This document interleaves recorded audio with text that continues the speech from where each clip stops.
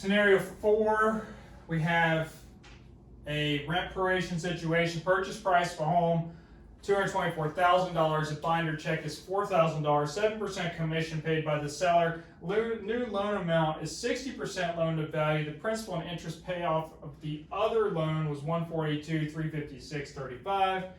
Closing date is owned by the buyer on August 17th. We have a prorated monthly rent, $1,400 collected in June and for last month's rent. So we have first and last month's rent. Security deposit of $300. Taxes for the year are $1,947.09 paid on a 365-day calendar. Deed stamps are paid by the seller. Doc stamps are paid by the buyer.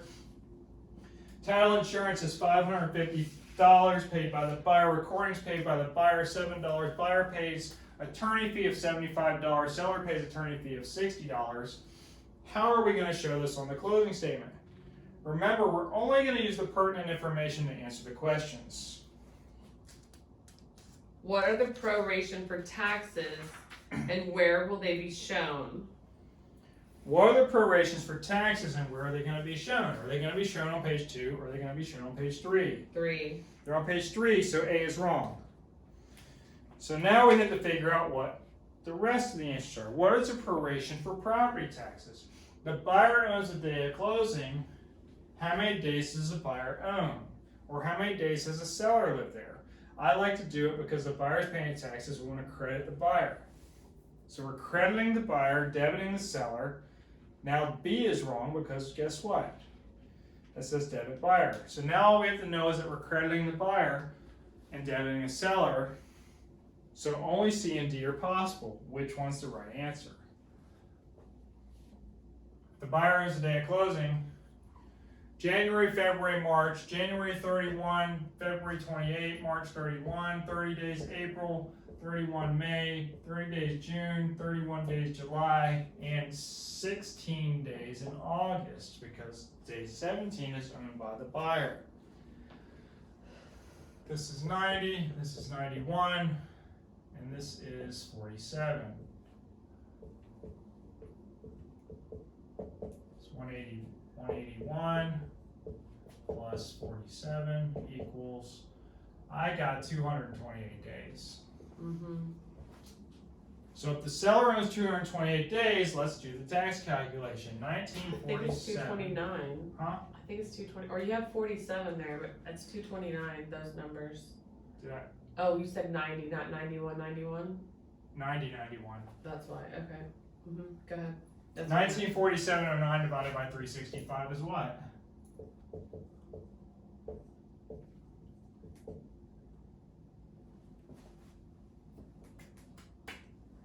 $5.33, 44. 53334. Or 4, if that's okay, yeah. 3344? 3344. 53344. That's what I said. 53344 times 53344 times 228 is what? 1,216.26. So the answer is credit the buyer 1,216.26. If you credit the buyer that, the only answer is C. Good? Easy? Next question. What are the doc stamp taxes and intangible taxes on this transaction and where are they on the closing disclosure? Do you have a theme here? You see how all these have doc stamps? Doc stamps, deed stamps, proration for taxes. Do you see how we're getting the same question over and over in each scenario? Good chance that that's going to be on the state exam, right? Where are the doc stamps shown? Page 2, because they're expense. They're an expense. So there's one that says page 3, so do we just delete that one? Let's figure out what the stamps are on the deed. 224,000.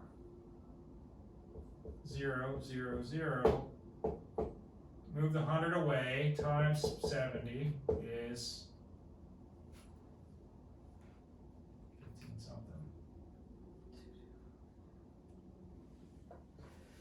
$15.68. $15.68. $15.68 for the seller. How much for the buyer? I can already tell you the buyer's just going to be less. Right, because it's only on Right, 60, so 60%. Since the buyer's going to be less, then the only answer is A. Oh no, they tricked you. Could be A or it could be D. See how quick you got to answer that? They put the buyer. Oh, wow. What a trick question there. So They switched they it. switched it. Mhm. So the answer could be A or it could be D. What a switch, little trick. All right, so what are these stamps for the note? 60% LTV on 224. What is that? 224 times 0.6. Is 134,400. Okay, now this is the mortgage amount, so we need to multiply this by 0.035 or 5.35. 1340 400s times 0.35. Gotta take the hundreds out, remember? Mm-hmm.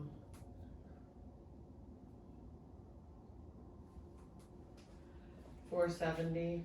470 even 0.4. plus So that would- 0.002 times 268.80. 268.80. 29 3 6 Mhm. 639.20. Yeah, so it's A. We got lucky though. I mean 720. Sorry, I didn't carry my one. See, my math is terrible. 739.20. So A is the answer, but you could easily miss this question if you jump to conclusions. Luckily, A was the right answer, and we would have guessed the right answer, but it would have been wrong if it was moved around. Mm-hmm. Right? Tax proration, that's tax prorations in a nutshell. Buyer pays note stamps and intangible taxes. Question 3, the amount of the new mortgage and where is it shown on the closing disclosure? Well, we just told you what the new mortgage was. It was 134.4. Right? They should ask this question before the next question to make it easier. Where is the mortgage shown? Is it on page 2 or 3? Well, it doesn't matter because everything here says page 3. So the answer is page 3. Is the new mortgage a credit to the seller or debit to the buyer, or a credit just to the credit to the buyer, or just a debit to the seller? It's a credit to the buyer. The new mortgage is a credit to the buyer only, and it's on page 3. See. And the way that the state exam is going to read is it's going to say credit to buyer only. It will have the word only there. So that's easy. How much is the rent and security deposit, debit and credit? Where will it appear? Well, it's going to appear on page 3, right? Because it's a proration. Security deposit is going to be credit to the buyer, right? Why? Because it always goes over, because that's transferable. Right, transfers, right? So it's a credit buyer, debit seller, right? Because it has to go from one side to the other, right? Security deposit.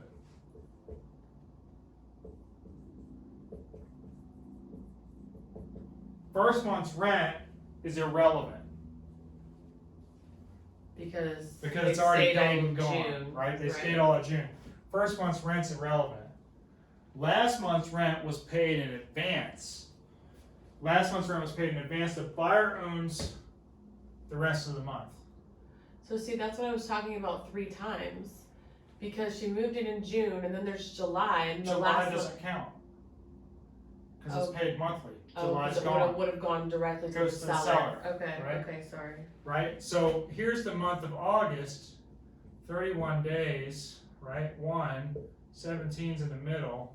The way I like to calculate this is you got 31 days minus 17, but the buyer owns the day of closing, so you got to add that 1 day back. So it's 15 days to the buyer.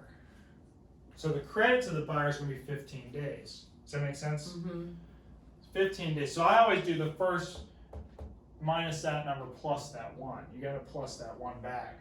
You always have to plus that 1 back when the buyer owns the day of closing. If it said the seller owns the day of closing, you don't add the 1. Does that make sense? Mm-hmm. But since the buyer owns the day of closing, you add the 1. So you have 15 days. So we have to calculate 1,400 divided by 31 in this case, because we're not using a 360 calendar. So 45, 16, 12.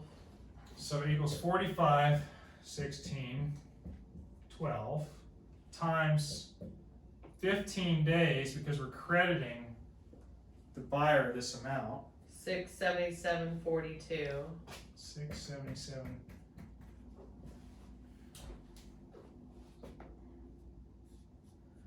Plus the 1,400 plus the 300, right?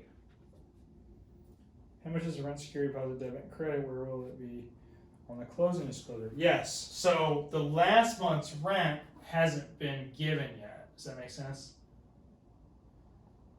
The last month's rent isn't August. The last month's rent might be December. Okay, because that's See what I'm part of the saying? proration, Right. right? Mhm. Right? So then we're going to add 1,400 to this. 2,077.42. We're going to add the 300 to that, right? So 2,377.42 debit seller credit buyer page 3 note letter B. Does that make sense? Mm-hmm. Yeah, I got a little tripped up about the first month, last month, da-da-da-da. So the first month's irrelevant Irrelevant. because that's already been collected and paid and done, whatever. So the only proration is the security It's the deposit, current month and the last month. the current month and the last month. Okay. Because we don't know when the lease is expiring. If we knew when the lease was expiring, if it said that the tenant was moving out in August, then that proration would be minus that 1,400 because that is the last month's rent. Because they moved See out what on I'm the saying? 30th. Right. Okay. So that's where we have to be careful. We have to read the question and take it at face value. Yeah. Right. If we were closing on the 30th. Correct. If they were moving out on the 30th. Okay. That's Okay. where you- Don't overthink it, but yeah, you're right. Okay. Right. But don't overthink it. We know the last month's rent is last month's rent, so last month's rent we're collecting in advance is $1,400. We add it to the total, right? We don't need to prorate that. We just add it to the total, because the assumption is they're staying a month after the question ends. How will the payoff on the existing loan be shown on the closing disclosure? Look, they give you all these crazy numbers. We don't need to worry about all that stuff. It is a debit to the seller. So A. It's a debit to the seller only. Why is it a debit to the seller only? Because you got credited the purchase price. So we have to debit the mortgage out to pay it. Does that make sense? Mm-hmm. It's outgoing money, so it is a debit. Debit seller only, page 3. Good?